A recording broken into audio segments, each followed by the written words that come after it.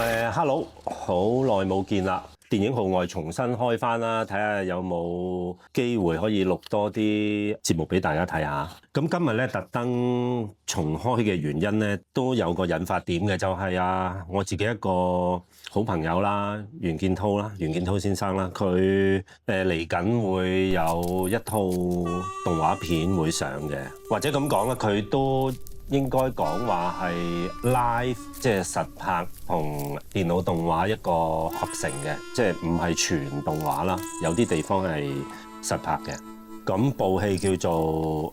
小蟲蟲大冒險。咁其實之前都喺台北金馬影展啦，同埋香港國際電影節嗰度上過一啲特別場嘅。我其實睇咗一次嘅啫，都係我諗大概個零月前到啦，喺一個特別場嘅放映活動裏面，我睇咗一次。即係睇完之後，好希望可以拍段片去講下呢套動畫嘅一啲特色啦，同埋我自己覺得都即係套動畫裏面用呢個方法去做啦，佢嘅主題啦，各方面我都覺得係好值得向大家推薦之餘呢，其實佢嘅膽識啊、勇氣啊都唔少嘅，尤其是喺今日咁艱難嘅情況入邊。咁因為阿滔係識咗好耐嘅朋友，即係呢方面我都輕輕回憶一下先啦。我識袁建滔應該可能係95、96年左右。當然之前聽過佢個名嘅，但係唔係真係話即係實際認識咗啦。當時係基於一部後來係胎死腹中嘅動畫啦。咁亦都係因為嗰次嘅機會咧，阿滔就介紹咗寫武俠小説嘅喬正夫我識啦。係嗰段時間度開始有交往嘅，然後中間有想有啲 project 係嘗試合作啦，阿滔有好多諗法嘅，咁當然亦都係我嘅能力問題啦，有啲嘢實現唔到啦，慢慢咧都有聯絡，但係一路去到，我記得當時有另外一個動畫 project，呢個 project 後來亦都係停止咗嘅。咁我當時就因為呢個動畫 project 咧，就離開咗原本嗰間公司，咁就去咗佢成立嘅一間公司。咁然後跟住喺嗰度亦都嘗試過去開始一啲 project，都係同樣胎死腹中之後咧，其實阿滔都係有好多諗法嘅。咁但係奈何都唔係容易，因為做動畫。其實當時咧就我冇記錯，因為佢2001年嗰陣時就完成咗《麥兜故事》啦。後來輾轉咧，因為佢成立一間公司，試圖去做自己一啲 idea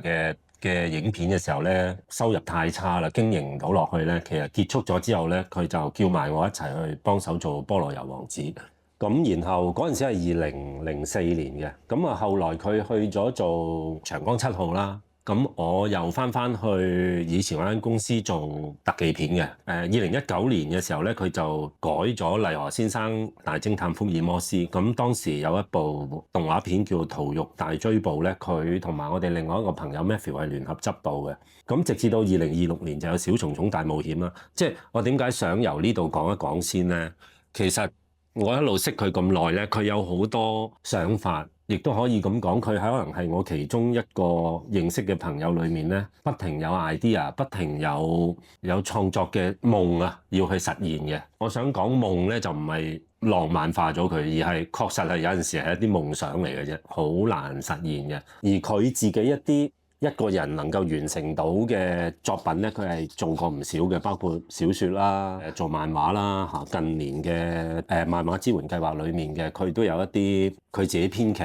嘅漫畫作品推出過，所以其實佢個創作嘅 energy 係好強嘅。咁另外佢個作品年表，佢 send 翻啲資料俾我咧，又的確係可能真係由麥兜故事、長江7號到大偵探福爾摩斯咧，其實都係人哋嘅 idea 嘅。咁當然亦都係因為牽涉到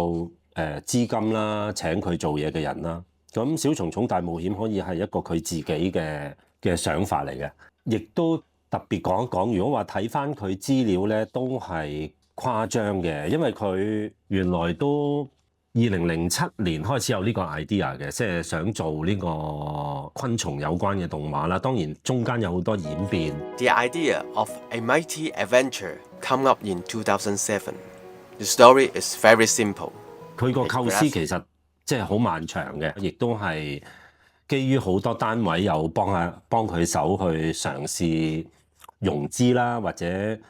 希望可以揾到一啲資助啊，甚至乎可以做一啲樣片去揾到投資者。咁呢個過程，我中間係有輾轉聽過佢講好多次嘅。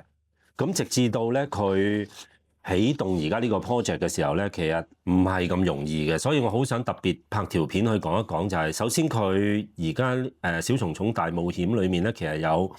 3個地方嘅合作嘅，一方面係香港啦，另外有台灣嗰邊啦，有馬來西亞啦，都特別要講係因為佢係一部由拍 live 去夾 CG 嘅電影咧，所以其實佢應該成套戲嗰個 storyboard 或者拍攝個規劃係好詳細嘅。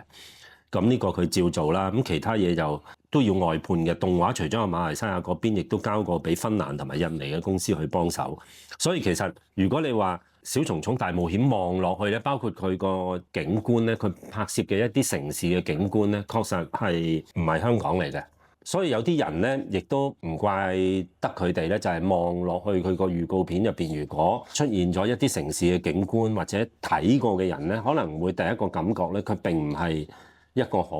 容易令到你聯想到香港背景嘅動畫咯。咁但係實際上佢嗰個參與嘅團隊核心嗰個部分係香港人嘅。大家都明白你要拍一部動畫長片係非常之困難啦。再加上佢而家呢部片咧，就嘗試係首先佢好多實拍就係佢原初嘅 idea， 因為佢都想控制嗰個成本，會唔會做少啲咧？當然佢自己都講話原來都唔係嘅，即係呢個諗法都唔係真係平得幾多，因為你想有要求做得好啲嘅話，嗰個過程裡面又經過咗啲資金嘅停滯啦，嚇冇咁容易可以揾到足夠嘅錢啦。部戲嗰個難揾到資金或者唔係咁容易成事咧，都有一啲因素嘅。第一，佢係一部講昆蟲嘅動畫片啦。佢係咪好似近年我哋睇嗰啲 Pixar 或者主流嘅動畫咁樣去將啲昆蟲 design 得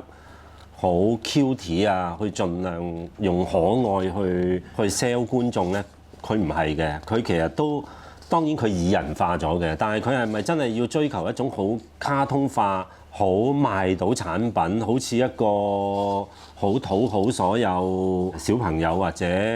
少男少女去買佢嘅可愛嘅人呢？即係個片係咪一個咁嘅出發點呢？其實就唔係嘅。第一，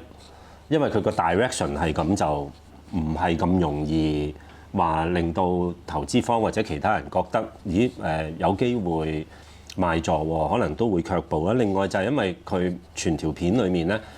當然都有少少咁多涉及到裡面有啲人類嘅時候咧，都有少少你聽到嘅一啲對白啦。但係實際上佢係99%咧都係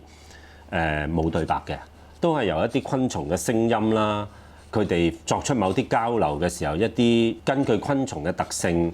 本身佢嘅特性啊，一啲戲劇嘅安排而做俾佢嘅昆蟲發出嚟嘅聲音，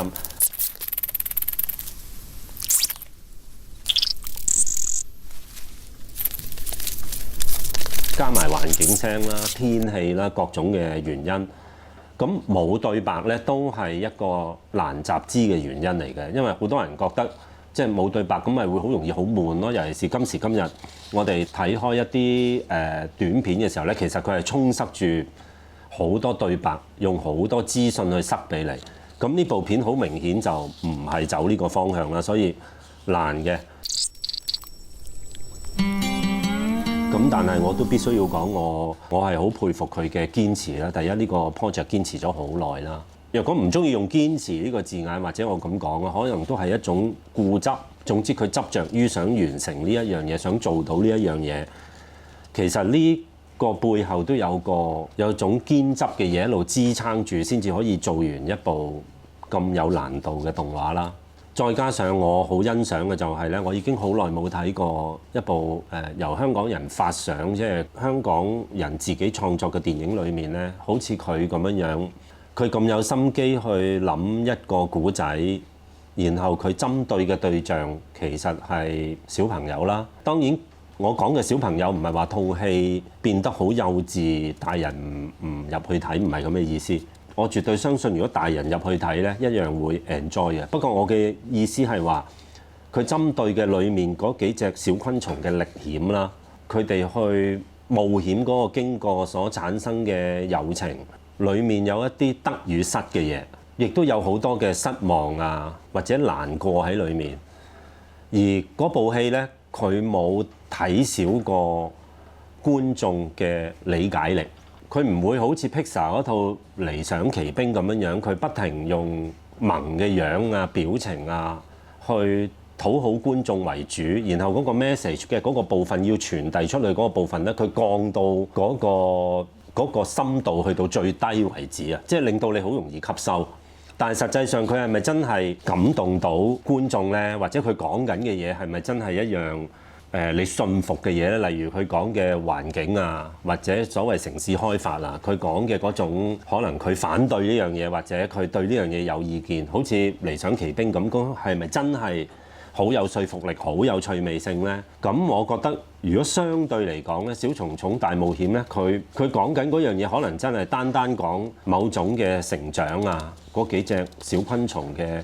歷險裡面帶嚟嘅一啲即係生死關頭啊，又或者現實嘅一啲殘酷啊，有驚險嘅地方，亦都有可能令到你覺得好恐怖嘅地方。而喺呢啲位裏面呢，我覺得導演佢從來冇諗過咧，將觀眾咧睇成係一樣佢自己冇想像力、冇感受力嘅嘢。佢係嘗試去相信睇嘅人呢，佢會 get 到嘅，佢會知道嗰樣嘢嘅用意嘅。你可以講我欣賞嘅係呢樣，但係同樣地，點解好想拍條片同大家講，希望大家去注意呢部戲。雖然人微言輕啦，但係我都希望可以引起一啲注意，就係其實小蟲蟲大冒險可能係近10年8年裏面，我個人覺得係可能係香港電影裏面一部相當有個性嘅戲，而且佢冇諗過去刻意用某啲議題啦，用某種嘅手法或者方法去討好最大多數觀眾。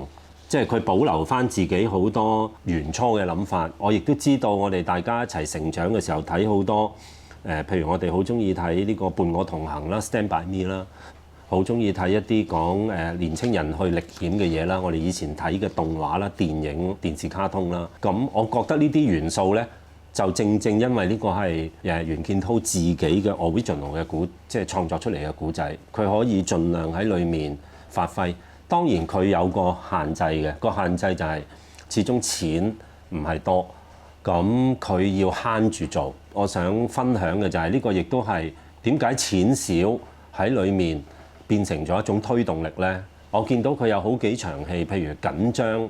有一場好緊張嘅戲，佢透過咗好仔細嘅分鏡，盡量去做到一種驚險嘅部分。亦都係透過咗好多拍攝上邊用分鏡頭嘅方法減低嗰個拍攝嘅成本。呢個亦都係我認為喺今日所謂我哋開拍電影咁困難嘅時間入邊咧，佢都示範咗點樣喺一種咁嘅夾縫裡面揾到創作嘅能量咯。嗰個限制可能都係佢要突破呢啲限制嘅一個挑戰嚟嘅。所以我覺得裡面好幾場戲嘅 idea 都係精彩嘅，或者等呢部戲有機會正式去宣傳嘅時候，我再多少少片去同大家講。今日就做一個 introduction，希望大家可以留意一下呢部，因為嗰樣嘢唔係好起眼啊，即係因為佢冇對白啦，我哋唔會話揾咗啲明星嚟配音啊或者之類，亦都因為佢出嚟唔係話見到好多香港嘅背景，可能香港人反而會唔覺意忽視咗。咁我好希望首先第一就係拍一條片去令到大家知道有一個咁嘅動畫片會出現嘅時候，可以多一啲關注，注意一下。當然我好希望大家去捧場啦，去支持呢部戲啦。電影號外到呢度為止先，咁我哋喺下條片再見啦。